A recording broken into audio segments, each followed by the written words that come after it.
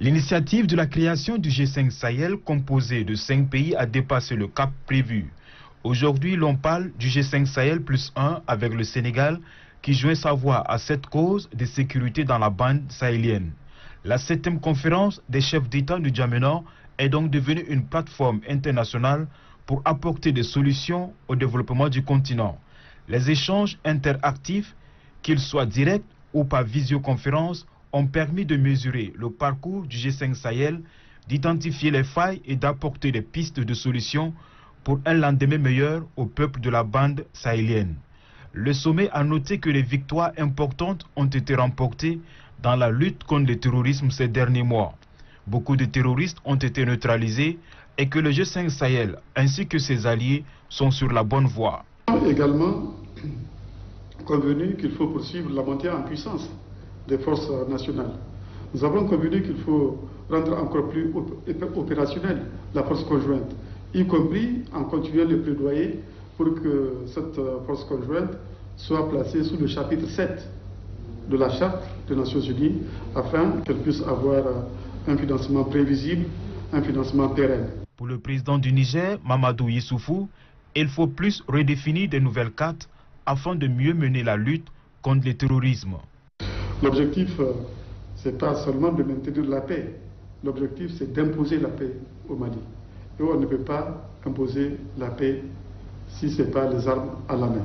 Ce qui se passe dans le Sahel n'est pas une exception. C'est déjà vu ailleurs. Mais on ne peut pas dire à partir de ça que rien n'est fait, il n'y a que des discours. Non, il y a des choses qui se font. Il y a des victoires que nous obtenons. Ces victoires, nous allons les exploiter, nous allons les amplifier afin de créer les conditions de la défaite des groupes terroristes et des groupes criminels qui écument le Sahel. Paris privilégie 2 axes pour alléger son empreinte.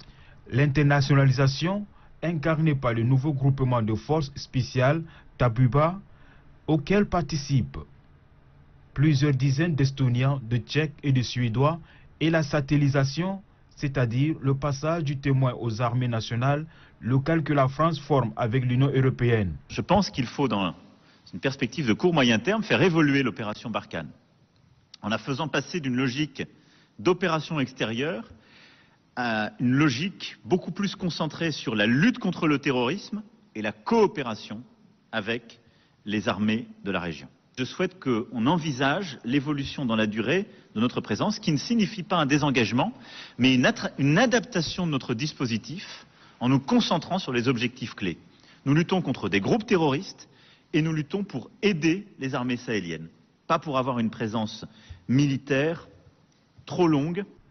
Politiquement, la France martèle qu'il est temps d'embrayer sur l'espace ouvert par les réussites militaires ces derniers mois et de réinstaller l'État là où il est aujourd'hui absent. Je considère que l'année 2020 a porté ses fruits, a permis les victoires qui étaient attendues et nous avons obtenu les résultats qui étaient les nôtres.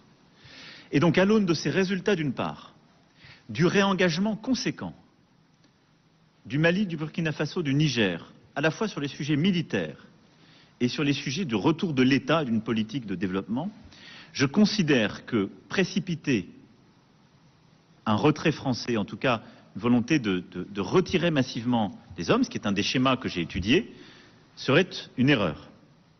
Et c'est le fruit des discussions que j'ai eues avec chacun des dirigeants.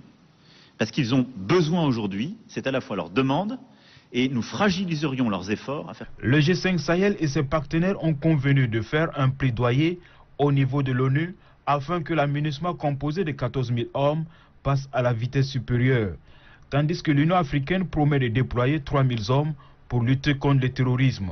Le président en exercice du G5 Sahel, le maréchal du Tchad, Idriss Déby Itno, joint l'acte à la parole. 1200 hommes ont été déployés dans la zone dite des 3 frontières entre le Mali, le Niger et le Burkina Faso pour lutter contre les djihadistes. Le G5 Sahel plus 1 est un succès diplomatique et le Tchad peut en être fier.